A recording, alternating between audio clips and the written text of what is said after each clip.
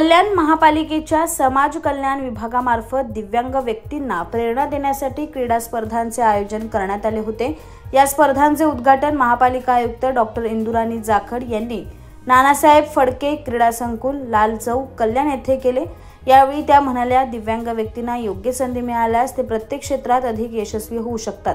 आयुक्तांनी दिव्यांग व्यक्तीच्या सर्वेक्षणाची घोषणा केली, ज्यामुळे प्रवाहाबाहेर असलेल्या दिव्यांगांना मुख्य प्रवाहात आणण्यास मदत होईल। तसेच शासनाच्या योजनांमध्ये दिव्यांगांसाठी राखीव कोटा असल्याचेही त्यांनी सांगितले।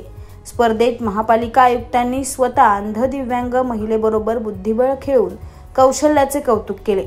समाज कल्याण विभागाचे उपायुक्त संजय जाधव यांनी अंध बांधवांसोबत कॅरम खेळून त्यांना प्रोत्साहन दिले।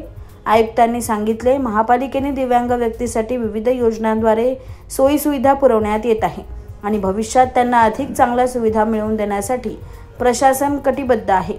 दिव्यांग महासंघाचे अध्यक्ष अशोक भोईर यांनी क्रीडा स्पर्धांसाठी महापालिका प्रशासनाचे कौतुक केले।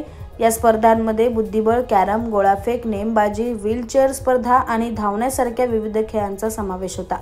सुमारे 250 दिव्यांग बांधव व भगिनींनी या स्पर्धेत सहभाग दर्शवला।